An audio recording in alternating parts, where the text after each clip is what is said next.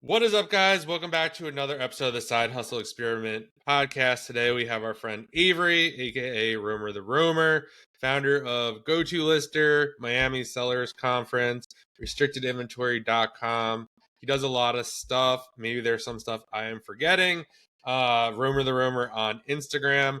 I've been friends with Avery probably almost 5 years at this point. We've been in person a bunch of times. He's helped me start selling books. I've helped him scan books. And I've been to all the Miami seller conferences. I'm sure we'll get into that a little bit today. But thanks for being here. Glad to be here. Yeah, so for those people who don't know, do you want to give a little background of your story? Like a quick 60, 90 seconds, and then we'll kind of get into some meteor 69 stuff. seconds or 60, 90? 69. Whatever.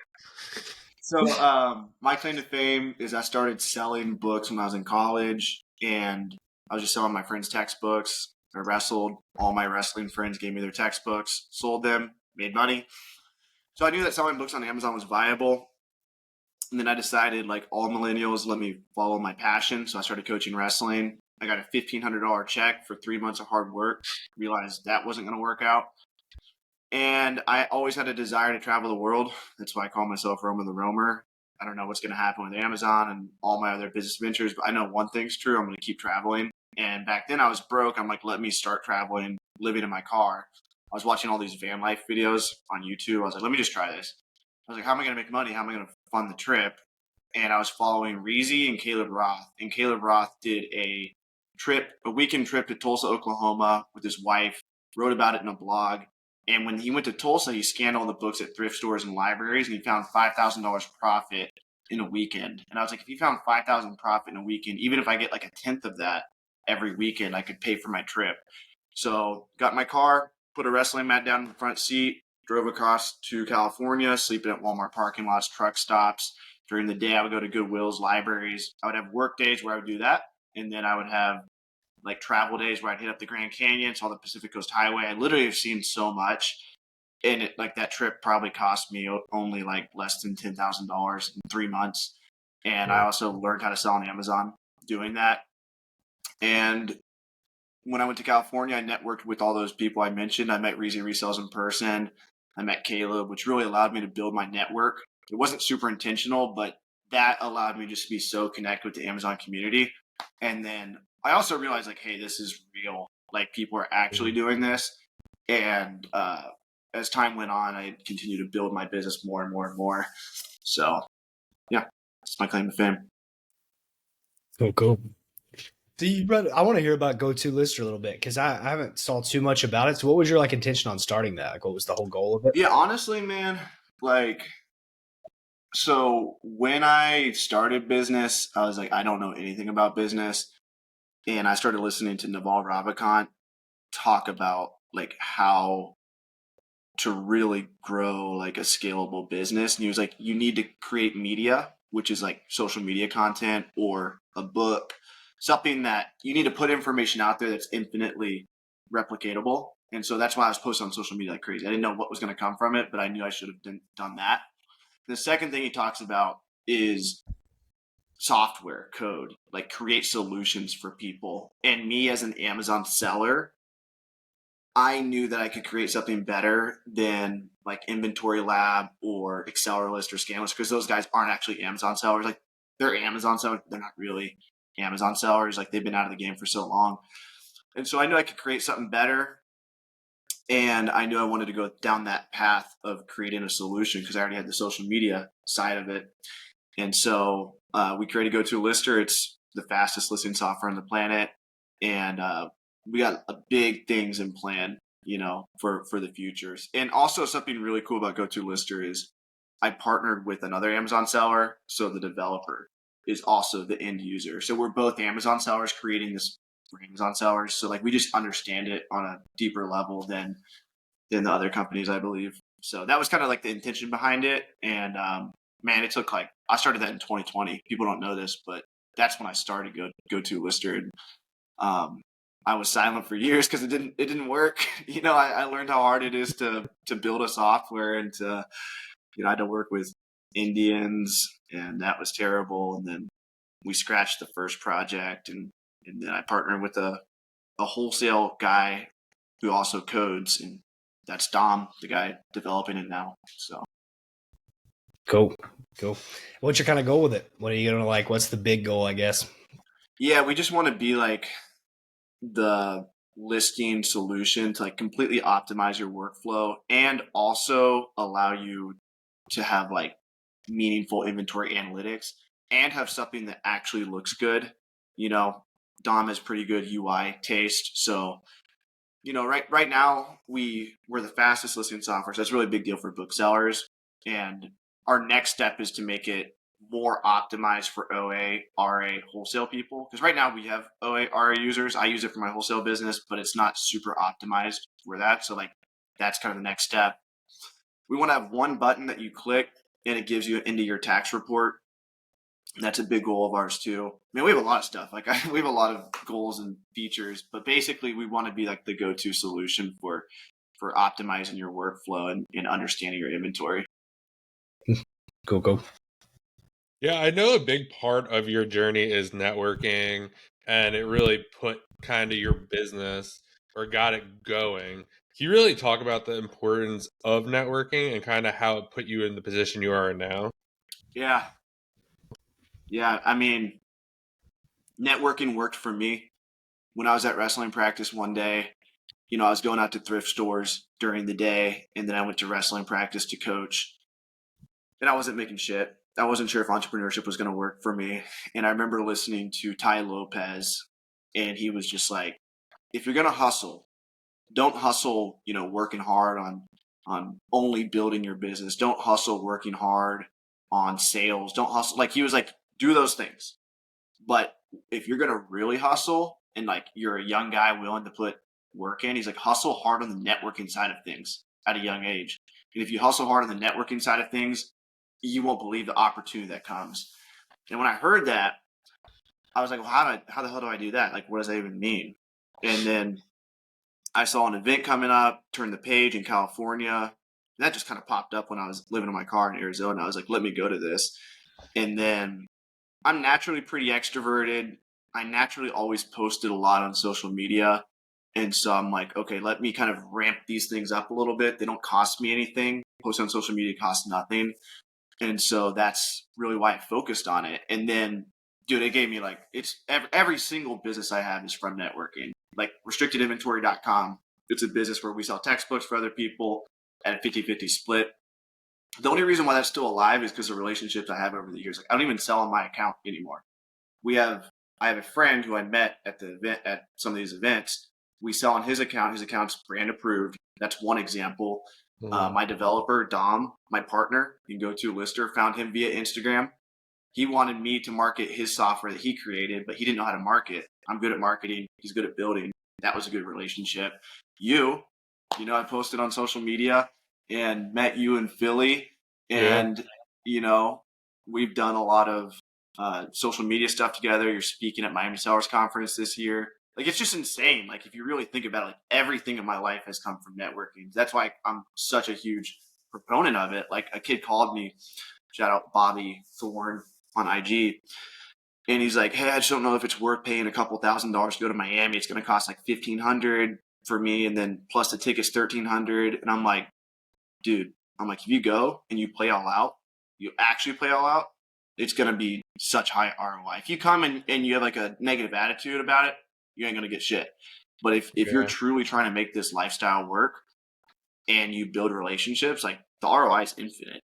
You know, that's why I throw Miami Sellers Conference, and that's why like people look at the price tag and like that's outrageous if you charge that much, but it does cost like $100,000 to throw this thing. So that's why I'm so comfortable charging that, because I know what it's done for me personally. You know. Yeah, that's a really good point too. And I think with networking too, a lot of people say, well, I don't even really know what my following was back when I first like DM'd you. You're like, hey, we're in Philly. We're looking for people to help scan. I was like, oh, Philly's only like an hour and a half away from me. And I was like, I didn't really have anything. I think I was still working full time. I didn't really have much to offer Avery or Caleb at that point. I was like, well, I'll go help them scan books. Like, whatever, worst case scenario, like, just scan some books, say hi, and they know who I am or whatever. But then I turned into lunch and dinner And I just really got to know him and Caleb. And then like I was going to the Turn a Page events. I always remember, I don't know if you remember this, we walked to like it was like some bar or whatever. We had some other kid, and he was just like, "You're the book flipper, right?" He says this to Caleb, and Caleb's like, "Yeah, I'm Caleb." He's like, "Can I see your orange bars?" And like Caleb pulls out his phone and shows him. I forgot what it even was. He's like, Was it Miles? "Holy shit! Like you are the book flipper." It was like the weirdest thing ever, but it was Was it funny. Miles? Who was it? No, I don't even remember who it is. I don't think they're in the game anymore. It definitely wasn't Miles, but I was like, wow, this is a surreal kind of world we live in. Talking about Miami Seller Conference, what would you do? I actually have this question written down. If you weren't you or Avery or anything, you were just getting started or thinking about getting started in Amazon, how would you approach Miami? Kind of like what you said, Tyler Lopez. Like, what does this even mean? Like hustle network. Yeah. So how would you approach it? I still go to other events. It's funny. Sometimes like I'm so locked in when I'm at Miami because it's my event and I want to make sure everything's perfect. And I kind of have like I go like in this weird state.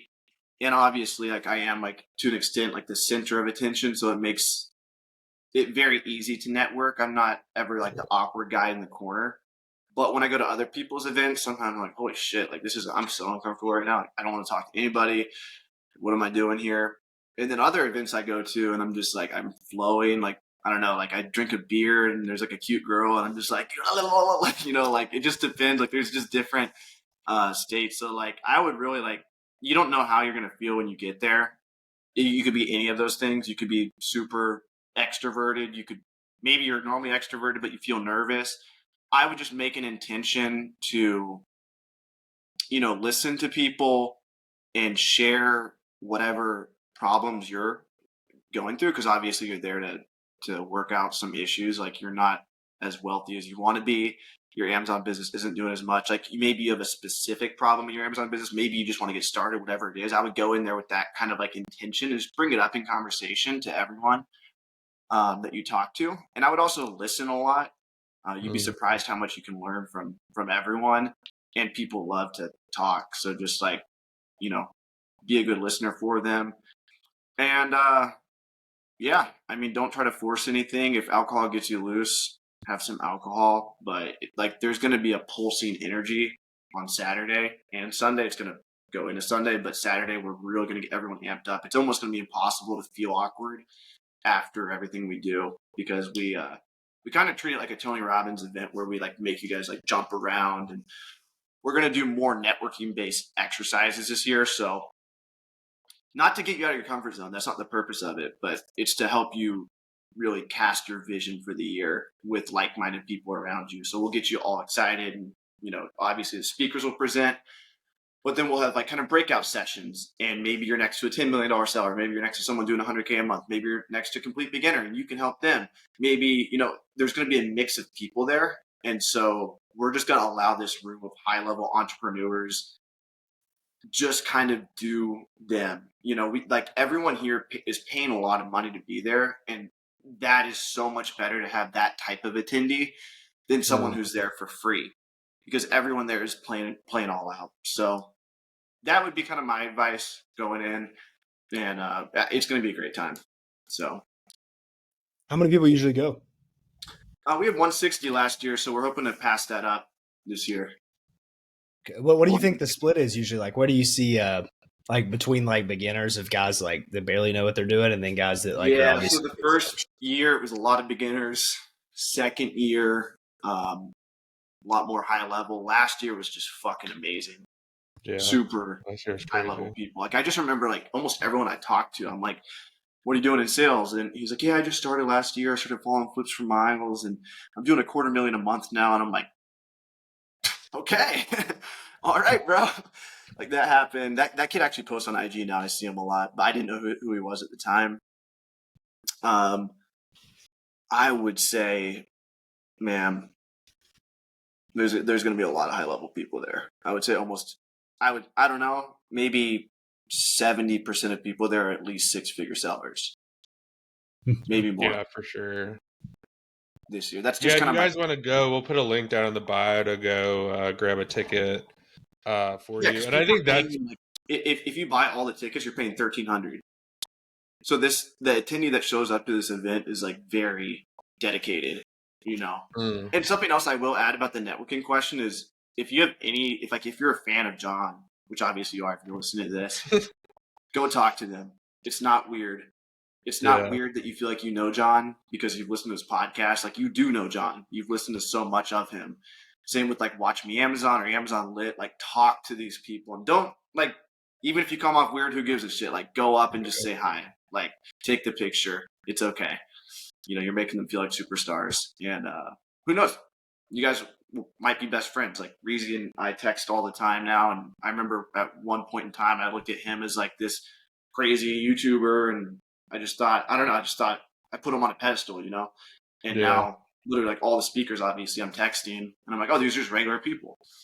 So, Yeah, I think that's a big part of it too. Like, because I remember, yeah, meeting Reezy, and like he got me started in the game, and I remember being at the house we were all staying at, and I was like, oh, like we should do a podcast. Like, I just totally threw it out there. He's like, yeah, let's do it. I yeah, just was like, really? And he's like, yeah, yeah, like just let me know or whatever, and we got it set up. And yeah, I would say that's another thing just about going to events in general. I think sometimes you almost would look at like all the speakers and which have a lot of merit and everything like that. But there are so many people that are so quiet that are crushing the game. Like yeah, don't like just try to talk to Amazon Lit. There are other hosts. Obviously, it'd be awesome to talk to Eric and Sebastian. They're awesome, but there are other people in the room that are crushing it as well. yeah. That are just more quiet. They're not on social, and those people just have just as good as stuff to say and just as good advice as they I love kind those of. people because a lot of the social media people are making money from selling courses or some type of coaching or something else. And that's like Mhm. a lot of their focus. But if you make a connection with a pure Amazon seller, they run their businesses a little bit different, a little bit more lean. You know, they don't Yeah. have any other income from a job or from selling courses, or in my case, I have a software, you know, and so like there are people out there, you know, doing millions a year and they're completely silent on social media. You know, they don't have like a vast network like me where I can just kind of get product through my following, you know? And Yeah. so that might be a little bit more relatable for you. Or maybe you want to go to the social media side. So like and the social media side is really cool. I think a lot of the micro influencers really enjoy being there. Like Drew and John and like we all kind of have these small brands. So you know, sharing the social media side is really cool too, because how often you get to be around other people who post Amazon stuff on Instagram. Like it's not very common, you know? Yep, 100%. Well, you're speaking of the lean businesses. It kind of made me think about you were saying you were traveling and making the profit earlier on, like when you were doing that kind of stuff. How did you end up like taking the money out of it? Like, how did you survive? I guess Yeah, dude, buying my and year I was, man, Eating free I didn't know, breakfast. I didn't know anything about money. I thought I could live in my car for $250 a month. I spent $250 like a week on fast food. Wearing like KFC adds up quick. You're buying it all the time. My first year I did 80K in sales, and I probably did like a 40% margin, and I was just putting everything back into the business and just took whatever out to survive. Like I wasn't stacking cash at that point. It wasn't until I started restricted inventory that I was able to pay off all my college debt. I owed my parents like 20 grand. I remember sending them 20 grand the August after I started restricted inventory. That's when I was selling courses too. I don't sell courses anymore, but probably made like, I don't know, 50 to 100 grand. I can't even remember. But in 2020, that's when I really started like getting a lot of money. And then I could start putting it other places. But yeah, I mean, I live off of like 100K a year, which is probably too much, but it cost me about 8K a month to survive. That's including travel, my apartment, and everything. So that's my living expenses, and then I try to make as much money as I can in my business. yeah, and you do a bunch of different businesses. How do you manage all your stuff with that? Because I feel like you have like 7 different things going on at a time. How do you I like? do. Restricted inventories, that used to be my cash cow. It doesn't make me as much money because I had to partner with someone and they get actually the majority of the profit. I just get a 15% cut now. but I wanted to keep that alive for the community, and it makes me like a teacher salary a year, which is nice. But my big focus right now is go to lister. Like, I hope I make 6 figures on my Amazon business, 6 figures profit this year, which would be easy to do as long as I don't get shut down. But I got We'll shut down speak on last that summer, as well. so like I can make a full-time living from go to lister right now, and then I also have restricted inventory. So it's just like years of systematizing. Like, restricted inventory is completely systematized. Like, it doesn't really require me at all. Mhm. And then go to listers, like, that's my main focus. Like, every day I'm creating content for that, optimizing that. Dom's coding fucking like 10 hours a day. So that's kind of like all my focus is really going towards that. And then I also run my wholesale Amazon business, and that has a ton of potential to crank out like tons of profit, but we're just kind of getting that back up and rolling again. But it doesn't take that much time. Like, once you get an Amazon business running, it's like buy good product, replenish your best selling ASINs, and we only place orders once a month, so it doesn't require like a whole lot of like me, like my team reprices for me. It's actually really nice having a partner now, because my Amazon account was shut down last summer. They never gave it back to me, so I had to partner with someone else, and they help manage the inventory, stranded inventory, all that. So I don't even think about that shit anymore. Yep. Like, pretty soon I'm gonna be a fake guru when people ask me like what to do with inventory management. Like, I don't even know. Like, Pay it's someone been else. almost a year since I've managed my inventory. So that's actually why we're making GoTo Lister. You can actually manage your inventory in GoTo Lister now. And a big part of that is actually because I selfishly want to be able to see everything in GoTo, like all the quantities and sales Yeah. and all That's one that. of the hardest parts about the business, like being inventory management. There, you have to almost use like 2 or 3 softwares.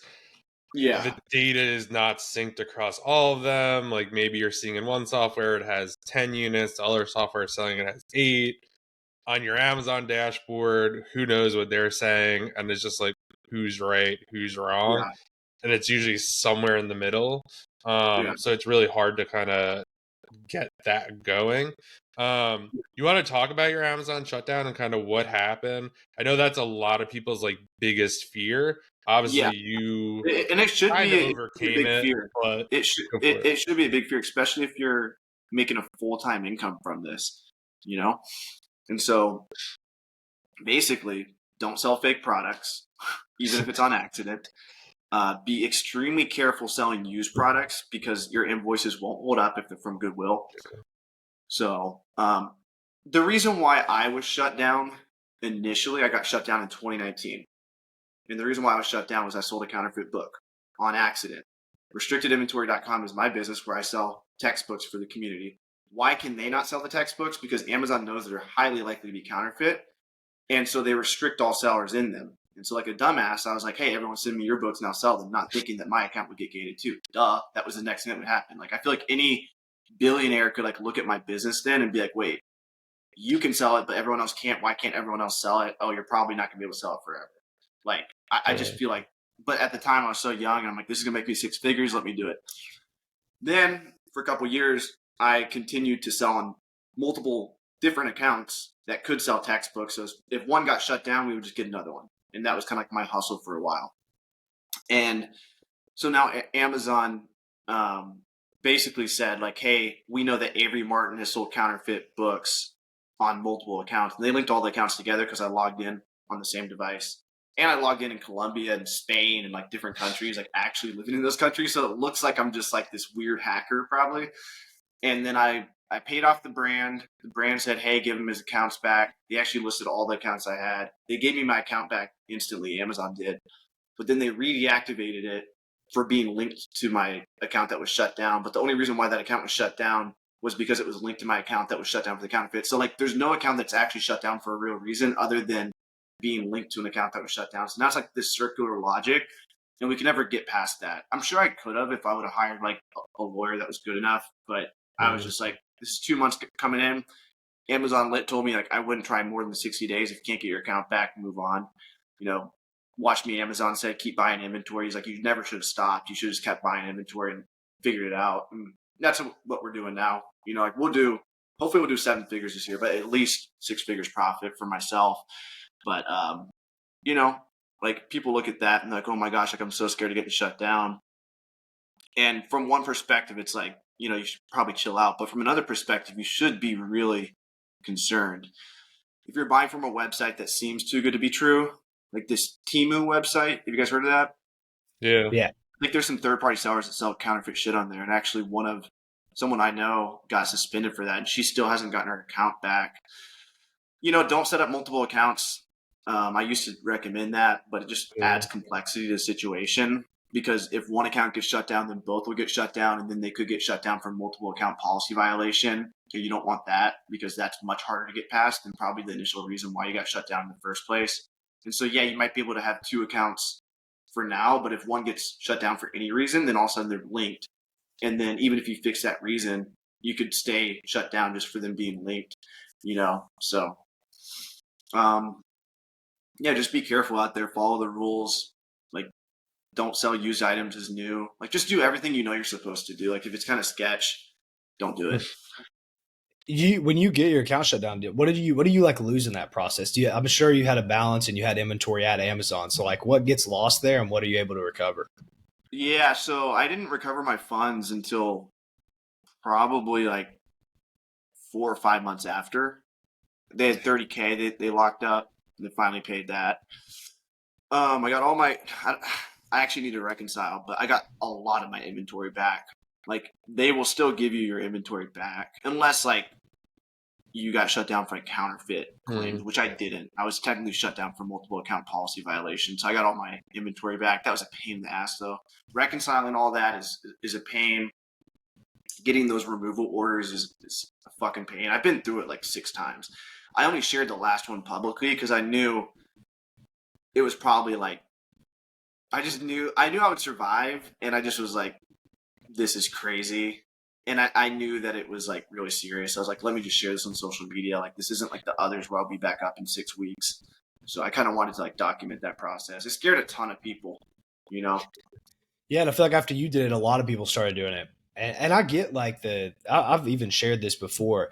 I think that concern is like ever growing, because I think a lot of these brands are starting to realize the volume of sellers on Amazon in general. And then they realize people are buying from places like Temu and shit and just getting cheap fake stuff. I think that more brands will come after that stuff, specifically in the beauty and the grocery section first, because that stuff can actually cause physical damage to people. I mean, if you're selling like fake clothing, maybe that's a little bit different, but I think those beauty brands and those grocery brands will tighten up on stuff like that. I mean, it's just like the natural way it would go, because you see some of these listings, there's like 80 people. There's no way there's not a counterfeit seller on there. At least one, maybe like 5 on some of these beauty things. Yeah, I'd stay away from that stuff. Make sure your credit cards are in your business name, matching your Amazon account, because what they'll ask you to reconcile all your inventory, not only based on your invoices, but also they want to see the credit card statements. So little things like that. Just run a very clean, tight ship where you have everything in line. And it's okay to buy from like smaller wholesalers and stuff as long as the product's legitimate. But if you have an inkling that it might be a fake product, like, stay the hell away from it. It's not worth your Amazon account. And also just don't go too deep on certain ASINs. Like, maybe don't put 15K worth of money on one ASIN, because maybe that ASIN gets restricted. Maybe there's like a recall, like whatever, so. Yeah. We're jumping around everywhere here, but I want to go back to the go-to lister, because I have a question about how you're marketing it. Is it just you doing organic yourself, or do you have, are you running ads to it, or are you doing affiliate stuff? Like, what's kind of your marketing strategy for that stuff? I'm more interested in stuff. stuff. What works is just my YouTube account and just posting videos, teaching people how to sell books, since that's kind of what I'm good at. I teach people how to sell books. I answer all their questions, and it's really good product market fit. Like, it is the best software out there right now for booksellers. Like, it's better than competition.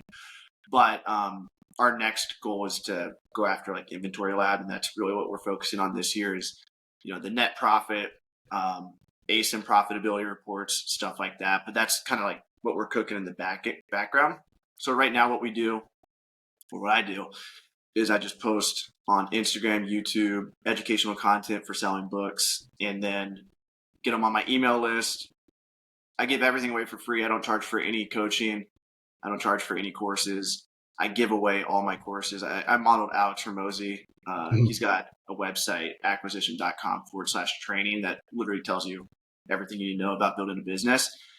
And I've done that for the book business. StartHumble.com literally lays out my complete course that I used to charge $400 for. It's all free. So I give away the information, sell the implementation, do webinars, just the classic things. I just grind and just do those. And ideally, like in the future, I would like every speaker at Miami Sellers Conference, and including like micro influencers like you guys, to like actually go to. I know it's not product market fit for OARA yet, so I know it's like a little bit difficult for me to sell you guys on it.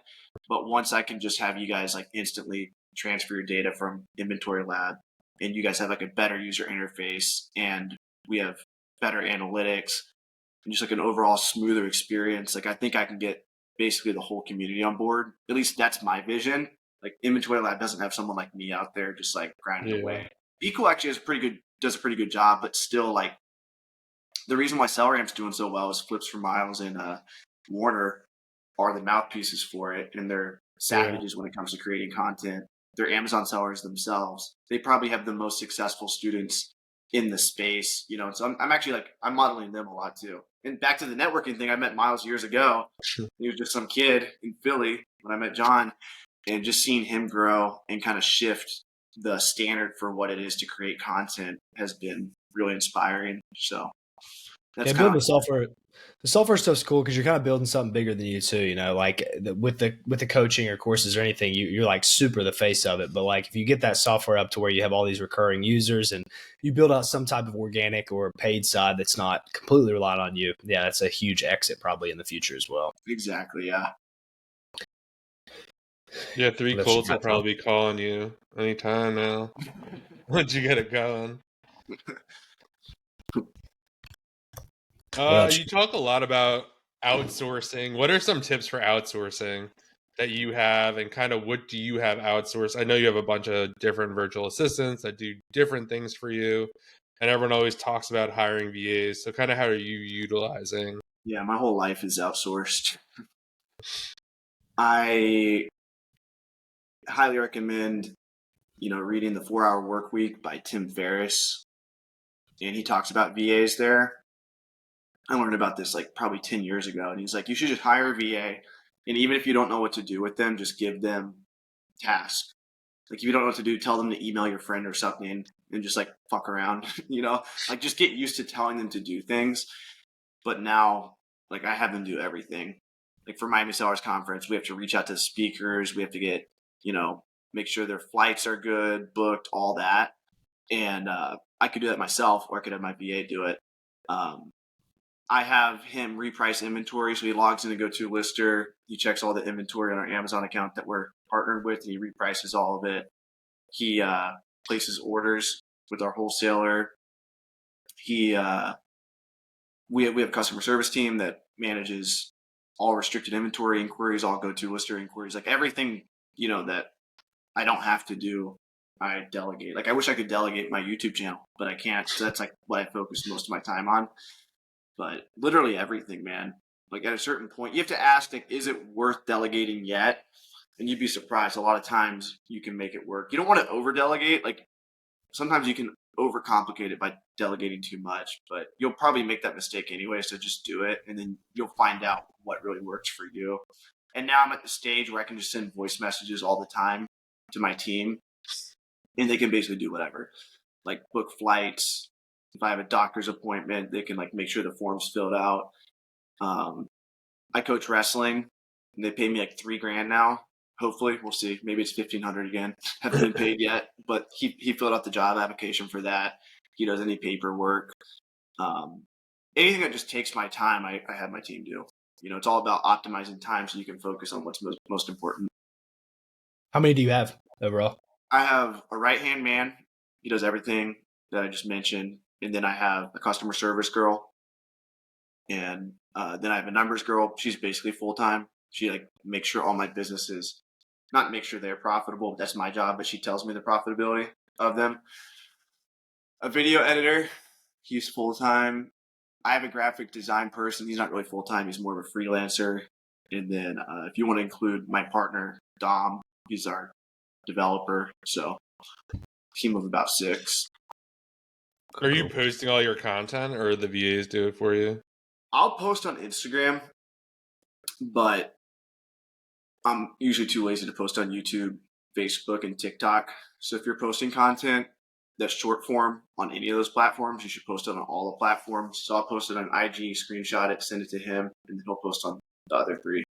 So Yeah, it makes sense. yeah, Took off I'm on really TikTok. cool on my content though. It's not like I don't know what's being posted. Like I know everything that's going to be posted. Yeah, I've gone the other way before. I've gone the way where I have just like it automated, but it seems to do way worse when I kind of take my finger off of that. Yeah, you see Russell Brunson attack the kid with wrestling? Yeah, I think people are about it. He didn't do it. I think Joe Rogan was talking about it today. What was Joe Rogan's opinion? He said he didn't know the rules of wrestling, so he wasn't sure whether or not like the kid was actually being choked out or if it was illegal. It was just a headlock from what I saw, and so he didn't have an arm with it, just the kid's head. And then Russell Brunson apparently, like what I saw, was just ran off the mat, kind of broke him up. I don't think he hit or anything, did he?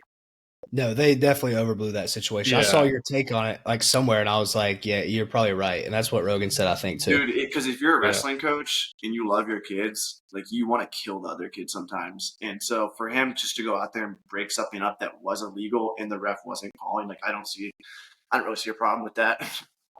Yeah, and it was like that's kind of dangerous, right? You're not supposed to do the headlocks in wrestling. Yeah, right? it wasn't like super dangerous. It wasn't like a guillotine or something, but it was just a really bad ref. And who knows what his relationship was with that ref. Maybe the ref gave him sass in previous tournaments, and he was like, I'm just going to take this.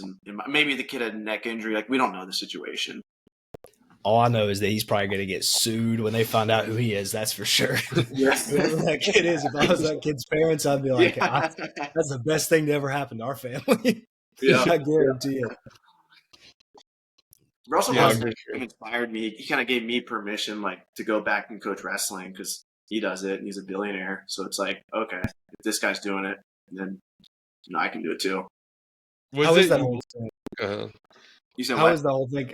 How's the whole experience? I coach a kid's basketball team right now. It's pretty fun too, but they're young. I just feel like so much more capable and so much more of a leader than 5 years ago. 5 years ago, when I was coaching wrestling, I was hitting up thrift stores during the day. I wasn't really sure if I was going to make money.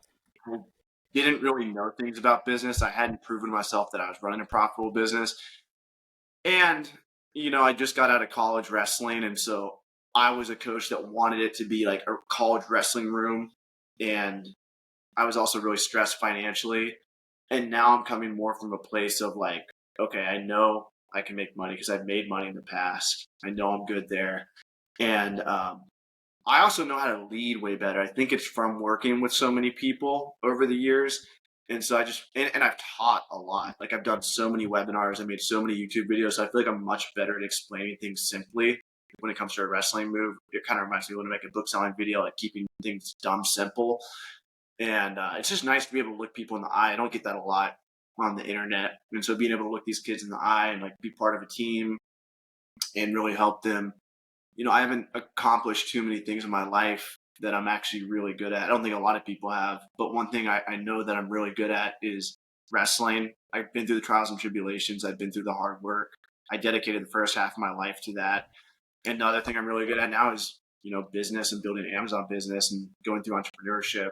Like I have both those things on my track record, and I might teach the kids Amazon. I tell them to go to my website, Start Humble. They make fun of me sometimes, like you're scamming people, this and that, because I'm always posting videos. You can make $10,000 a month, whatever. But I think it is kind of nice for them to see that you don't have. I'm not saying don't go to college. I went to college, but you don't have to work a traditional 9-to-5 job. And for them to have a man in their life who is doing that is probably really cool for them. Even if I don't teach them directly how to sell books or whatever on Amazon, they might get the idea that, okay, like dad works a job as a teacher, but Coach Martin does whatever the fuck he wants. And so like, they just kind of like, it's rich dad, poor dad, kind of, they just get a different perspective, Yeah. Like that's cool too. That's a super good way to look at it. I never really thought about it. I'm like coaching younger kids, so I guess they don't even really like care about what I do or whatever. But Right. one day that will be the goal. It's Kids are like, obsessed. They screenshot everything. They all have like their own little folders of Coach Martin doing weird stuff on Instagram. Like they're little weirdos. I'll be watching this right now. it is cool. I'm sure you have put in the idea like in a few of their heads of like, I don't want to go to college. This guy doesn't go to college and he does well. So, or he's not like a big proponent of it. So yeah, he probably inspired a lot of those kids. Yeah, and the thing is this, it's like, for me, I made it to the state finals. I got second. And for me to get there, it was so much sacrifice. Like, I sacrificed so much.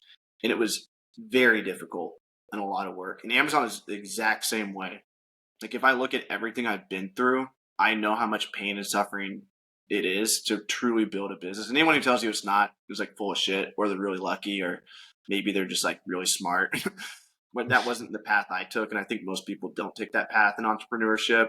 And so I guess like it's not like it's easy. You know, I don't tell them that. And but anyway, yeah, that's kind of where I'm at with that whole situation. Dude, I think the sports stuff like that, especially at a young age when everything you have so much pressure on you, in my opinion, I think that was way harder than even doing any of this business stuff I do. Like I even said that. Like I already went through the hardest part. It's always gonna be physically hard. Like a wrestling match, 5.5 minutes in, 6-minute match, you're going to feel way physically worse than you ever will in business. But the subjective component of business can truly keep you up at night if you did throw all your eggs in one basket and that basket's burning. You probably won't feel that level of mental stress. At least I didn't in wrestling. Like I get really nervous before my matches amped up, but it was the moment the match started, that was like gone, you know? And whereas with business, like you have to make sure you get your mind right, you're surrounded with the right people. And you also get this momentum in business where you get so much money that you can retire. Like that's the goal. And I guess in sports you could retire too, but generally in sports you have to continue to work your body, practice to keep it good. In business, you can just kind of win the game at a certain point and get this momentum that just grows beyond what you ever thought. And I feel like maybe that can happen in sports, but it's definitely not the same, you know? Yeah, I think it's harder too. Like for people doing sports, like almost anyone can win in business at a given point, or at like some aspect of it. For sports, like it's just not in the cards for some people. Yeah, well, no matter what they do. Yeah. Well, I had such like terrible. I hate to say this, but like terrible coaches when I was in high school and stuff, and I like, truly love basketball, and they just like ruined the whole thing for me. So when I got into the business world, I'm like, this stuff's easy. The mental stuff I have to go through here was easy compared to that, which at the time I was like, this is the worst thing ever. But like you said, you had a good experience with it. So it's probably like, you know, that business stuff is new. But for me, I was like, I've already went through such terrible shit with those guys that like this stuff's really easy to me, which now I'm so grateful for it. But like looking back, I was crying and felt terrible about it, but it helps today. Is what you were talking about your retiring thing. I'm sure you have a pretty big burn rate traveling and stuff. Do you have a number? What's your number in mind to retire? Like your exit, you know? Yeah, I think if I can get like 3.5 million in my name, I think that would be good. I think I would never have to work again. Yeah, it's I say 3 to 5 million. That's what I answer everybody with, and they're like, "Oh, you're gonna want more," and I'm be like, "Yeah, but I kind of understand that if you can get to that point, you know, you can like throw it in an account and kind of live off the interest of it to an extent. Like, yeah, always build for more. Spending more than like 150, 200K a year, you know, with the family and stuff. I think 3.5 mil would be good. And I know I'm not going to stop working. Yeah, we all know that. Like we're probably going to continue to. But I can see myself really diving into my passion more. Like I can see myself making a ton of money, and then instead of I already do this, man. I spend so much time wrestling and salsa dancing, like probably fucking 5 hours a day. And so much of my time's already dedicated towards my passion. And that's why I do business, you know, but I could always let go of those things and focus 10-hour days on business. But I can definitely see myself having like a creative outlet with salsa dancing or wrestling or jiu-jitsu. Once I get that money, I don't think I have the problem a lot of people have or will have once they get that money, when all they did was business. And then all of a sudden they don't know what the fuck to do. Like Russell Brunson's an example of that. Like billionaire, but look how passionate he's obviously so passionate about wrestling. So I think it is important to have like different passions. Are you trying to hit your number by a certain age, or whenever it I happens? say there's this one kid on the team, Teddy. I want to be done. I want to be able to retire if I want to by the time he graduates. So he's in 7th grade right now. So that would be 5-6 years from now. Nice. So How old it are you doesn't now? happen. Like it's not like when that time comes, I'm like, oh fuck, I missed it. But I know if I keep going down this path that I'm going down, I could probably hopefully do that. How old are you now? I'm 28. Oh, damn. I thought you were, I'm 25. I thought you were like my age. I thought you were younger. No. Yeah, so 30, 34 or so you want to be?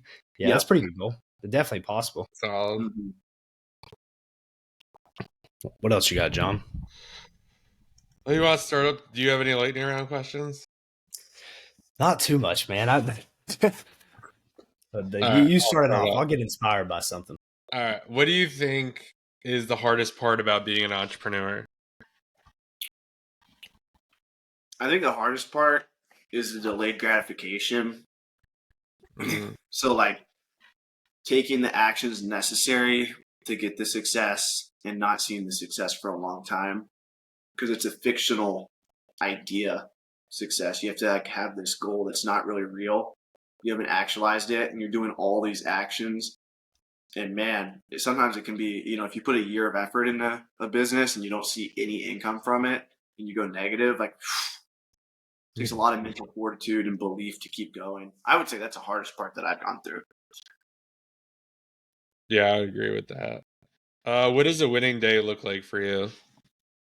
Wake up, get 4 hours of work done, go to wrestling practice or jiu-jitsu, get a couple hours on the mat, get my calories in for the day. It's bulking season. Boom. Hardest part right now is the eating. They get a little dancing in at night. That's probably a winning day for me. And then the last one, if you were starting an Amazon business today, which business model would you go with? I guess wholesale, because that's what I'm doing right now. If I had to start over. If I had no money, I would definitely do books until I had enough money. I think people don't talk about this enough. Like, if you only have a couple $1,000s, you should spend it all on books and just get your money up. Either that or like Facebook Marketplace or something that basically you need cheap goods that sell at a good margin. If I was dead broke, I would do books until I had money. I might try. I know it's not legal on Amazon, but I might have tried drop shipping because it requires zero. So you can really scale fast with like no money. So that's my answer for that. My question: how much does salsa dancing help with chicks? Dude, it helps a lot. Me knowing how to salsa dance, me not knowing how to salsa dance. Like it's just like you literally like meet 10 girls if you dance 10 songs. And I travel Latin America with that. So as you boys know, Tinder don't really work here in America. At least like it's kind of like going through the clearance section of human beings. when you go out dancing, it's fun, number one. So even if you don't meet anyone, but yeah, it definitely helps a lot, man. I thought so. Yeah. I guess you already have like a shared hobby. Like I feel like that's a big thing. Like if you like to salsa dance and you meet someone else that's salsa dancing, rather than meeting someone at a bar, it's like, oh, like you could be at that bar for any reason, but if you're salsa dancing, you're there to dance. If I'm just at like a regular club, I just feel like I'm wasting time.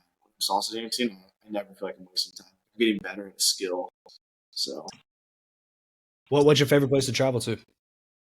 Probably Mexico City.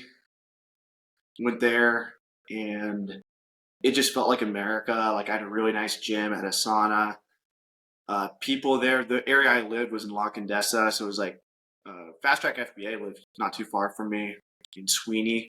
He's a big wholesaler. So like a lot of like Europeans or is Fast Track European? He's from UK. He's right. All those UK guys go to Mexico. I don't know. Yeah. I don't know what's up with that. It's like everyone I talk to is just in Latin America all the time. Dude, it's crazy. Like being a white dude in Mexico City should be like a crime. Like, it's just like the amount of girls and like how they respond. It's just like, actually part of the reason why I came back, I'm like, this is like too good.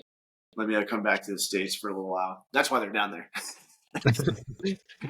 But that was one of my favorite places. And then I went to Puerto Rico, Cuba. Cuba was a shithole, but I love the people there. I love the music. I love the culture. But the way they run their country, communist country, it's pretty screwed up. You can't even go to the grocery store as a foreigner unless you get like a special card. They want everything tracked by the government. Colombia was really nice. I love the Colombian culture, the music. Spain felt like the States. Spain was pretty good. Yeah, I need to get some traveling in, but right now I'm like focused on my business. Yeah, I get it. And what do you want to do long term? You want to like settle down somewhere, or are you kind of going to be a digital nomad type of guy forever? I might do the digital nomad thing again in the next couple of years, but I definitely have the intention of like finding like a long-term partner.